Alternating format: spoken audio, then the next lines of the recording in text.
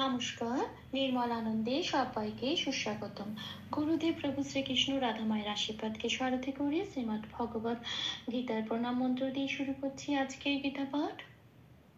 শ্রীকৃষ্ণ হৃদয়ম গীতা সংসার মলনাশিনীম জ্ঞানম ভক্তিম মুক্তিদাত্রীম গীতা দেবীম নমোস্তুতে।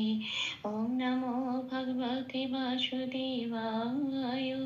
ওম নমো ভগবতে বাসুদেবায়।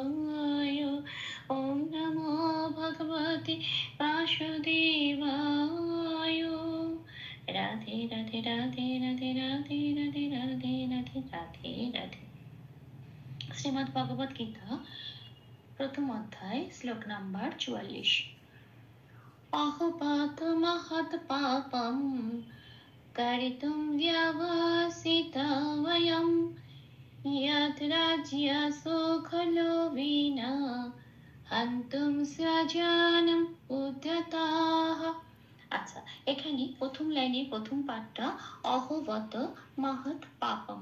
হ্যাঁ, এইটুকুনি একটা পাঠ। এখানে কিভাবে সংস্কৃততে ভেঙে উচ্চারণ করব চান্টিং এর সুবিধার জন্য সেটা বাংলা হরফে লিখে বুঝিয়ে দেওয়ার চেষ্টা করা হলো। আচ্ছা, প্রথম পাঠটা বলি। অহ যেমন আছে তেমন রাখলাম। বততে অনেক সময় বইতে থাকে না, কিন্তু এখানে বয়ের পেটটা কাটা। বলে রাখি, যেখানে বয়ের পেটটা কাটা থাকবে সেখানে ব কিন্তু বাংলা বয়ের মতোই উচ্চারণ হবে, কাজে এখানে বতটা বত বলে উচ্চারিত হবে। আচ্ছা, মহৎ। মহতে খণ্ডত্ব আছে। খণ্ডত্বটা সংস্কৃততে তয় হসন্ত হিসেবে উচ্চারিত হয়। পাশে বেগুনি রঙের ক্যালেন্ডারে 5 নম্বরে তালিকাভুক্ত করে দেওয়া হলো। খণ্ডত্বটাকে সংস্কৃততে তয় হসন্ত হিসেবে রিপ্রেজেন্ট করতে হয়। তো এখানে যেহেতু শব্দের মাঝখানে আছে সেই জন্য মহতই বলবো। হ্যাঁ, মহৎ। আচ্ছা, তয় হসন্ত হিসেবে। আর পাপং, পাপং এ অনুস্বর আছে। অনুস্বরটাকে সংস্কৃততে ময় হসন্ত হিসেবে উচ্চারিত করতে হয়। 6 নম্বরে তালিকাভুক্ত করে দেওয়া হলো, কাজেই এখানে আমরা বলবো পাপম। আচ্ছা, যেখানে যেখানে লাল দেওয়া আছে সেগুলো চান্টিং এর চলনের সময় উচ্চারিত হবে না। ঠিক লালের ওপরই যে ব্র্যাকেটে অক্ষরগুলো দেওয়া আছে সেই অক্ষরগুলোই উচ্চারিত হবে। আচ্ছা, তাহলে মহৎকে বলবো মহৎ আর পাপমকে বলবো পাপম। হ্যাঁ, তাহলে প্রথম লাইনটা এলো অহবত মহৎ পাপম। এবার আসি পরের পাঠে। পরের পাঠে আছে কর্তম ব্যবসিতা বয়ম। এটা বাংলায় বললাম, দেখি এটা কিভাবে সংস্কৃততে উচ্চারণ করব বাংলা হরফে একটু দেখে নি। কর্তম, হ্যাঁ, তয় রেপ আছে। 3 নম্বরে তালিকাভুক্ত করে দেওয়া আছে। রেপ থাকলে রয় হসন্ত হিসেবে এটা আগের অক্ষর মানে কয়ের সাথে যুক্ত হয়ে উচ্চারিত হবে কর। আচ্ছা, তাহলে রেপটা ফ্রি হয়ে গিয়ে কি পড়ে রইলো? টু। আচ্ছা, এবার টুটাকে তুম পড়ে রইলো। হ্যাঁ, তার তো তুমটা অনুস্বরটা এবার 6 নম্বরে তালিকাভুক্ত করে দেওয়া আছে, ময় হসন্ত হিসেবে রিপ্রেজেন্ট হবে। তাহলে এটা হয়ে গেল কার তুম। হ্যাঁ, তাই সময় হসন্ত কর তুম। আচ্ছা, এবার আছে ব্যবসিতা। ব্যবসিতাতে কি হয়? বটাকে ব বলে সংস্কৃততে উচ্চারণ করা যায় না। 2 নম্বরে তালিকাভুক্ত করে দেওয়া আছে। বকে সবসময় ও প্লাস অ হিসেবে রিপ্রেজেন্ট করা হয়, মানে ওয়া ওয়া বলা হয়, ঠোঁটটা খুলে উচ্চারণ করা হয় ওয়া। তাহলে বয়ের জন্য এখানে একটু লাল দিয়ে রেখেছি। হ্যাঁ, বয় জফলায়, কারণ বয়ের জন্য একটা হবে ও প্লাস ওয়া। আর জফলা, জফলাকে সংস্কৃততে ওরা হর্ষই প্লাস অন্তস্প ইয়া বলে রিপ্রেজেন্ট করে, ইয়া বলে উচ্চারিত করে। কাজে এই বয়ের সাথে হর্ষই প্লাস অন্তস্তটা পড়িয়ে দিলে যে উচ্চারণটা বেশি বেরিয়ে আসে বিয়া, তো সেখানে এখানে উচ্চারণ হবে ইয়। কেন বলছি অ মানে বটাকে তো ব বলবো না, ও প্লাস অ ওয়া বলবো। এবার ওয়ার সাথে হর্ষই প্লাস অন্তস্থ ইয়, এরকম একটা উচ্চারণ হবে। এবার তারপরে আবার একটা ব আছে, তার মানে এটাও হবে ও প্লাস অ। তাহলে হলো ব্যবসিতা। সীতা যেমন আছে তেমন থাকবে। বয়মে আবার একটা ব আছে, সেখানেও আমি ওপরে ব্র্যাকেটে লিখে দিয়েছি ও প্লাস অ, মানে ইউম অয়ম বলবো। হ্যাঁ, অয়ম, ও প্লাস অ দুস্ত আর ময় হসন্ত তো ওরাই দিয়ে দিয়েছে। যেখানে যেখানে অক্ষরের নিচে হসন্ত থাকবে সেটা আগের অক্ষরের সাথে জুড়ে উচ্চারণ করতে হবে, এটা মনে রাখতে হবে। বয়মও কখনো বলতে পারবো না, বয়ম বলেই বলতে হবে। কাজে এটা হবে অয়ম। তাহলে কি লাইনটা পেলাম? কর্তুম ব্যবসিতা অয়ম। হ্যাঁ, এরকম বলতে হবে।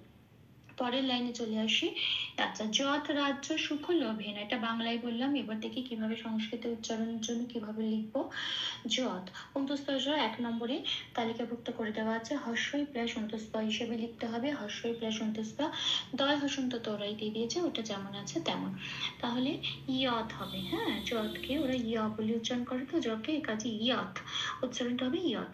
আচ্ছা, তারপর রাজ্য যেমন আছে তেমন, শুধু বর্গের জয় জফলায় আমি লাল দিয়েছি, কারণ জফলাটা আগেই বললাম এক নম্বরে তালিকাভুক্ত করে দেওয়া আছে, হর্ষই প্লাস অন্তস্থ হবে, তার মানে বর্গের জয়ের সাথে হর্ষই প্লাস অন্তস্থ লাগিয়ে দিলে কি উচ্চারণটা বেরিয়ে আসে, জিয়া। কাজে এখানে উচ্চারণটা হবে রাজিয়া। এরকম। আচ্ছা, সুখ যেমন আছে তেমন, সুখ বলতে হবে, খকে পূর্ণরূপে উচ্চারণ করতে হবে, কারণ খয় কোনো হসন্ত নেই, সুখ বলতে পারবো না, সুখ এটা বলতে হবে। লো যেমন আছে তেমন, ভেনা যেমন আছে তেমন, ভেনাতেও তাই নকে ন বলে পূর্ণ ন রূপে উচ্চারণ করতে হবে, ভেন বলতে পারবো না, সুখ লো ভেন ন। এই গেল।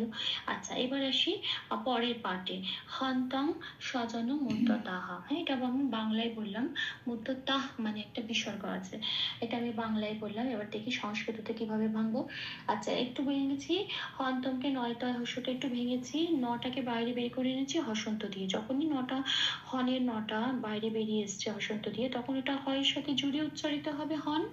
আচ্ছা, এইবারে তয়স পড়ে হলো, তয়স আর এখানে অনুস্ব আছে, অনুস্ব তো আগেই 6 নম্বরে তালিকাভুক্ত করে দেওয়া আছে, অনুস্ব থাকলে ময় হসন্ত হবে, কাজেই তয় হস্যর সাথে যেটা পড়ে রইলো তার সাথে ময় হসন্ত ঝরে হলো তুম, হন তুম, এটা হবে চান্টিং এর সময় উচ্চারণটা। আচ্ছা, এবার আসছি স্বজন মতো তাই। আচ্ছা, স্বজনতে একটু লাল দিয়েছি, কারণ স্বটা তো বটাকে বলবো ও প্লাস বা, তাহলে সোয়া হবে। হ্যাঁ, সোয়া। আচ্ছা, জনটা যেমন থাকছে তেমন, কিন্তু এখানে ময় হস্য আছে। এই যে মুদ্রটা, এটা চান্টিনের সুবিধার জন্য একটু সন্ধি করে ভেঙে নিয়েছি, স্বজনম উদ্যতা এরম ভাবে ভেঙে নিয়েছি, মানে স্বজনম অব্দি বলবো, ম অব্দি বলবো, তারপরে যে হর্ষটা আছে পরের পাটে মানে হর্ষ হিসেবে উদ্যতা হিসেবে যোগ হয়ে এরম ভাবে উচ্চারিতটা হবে।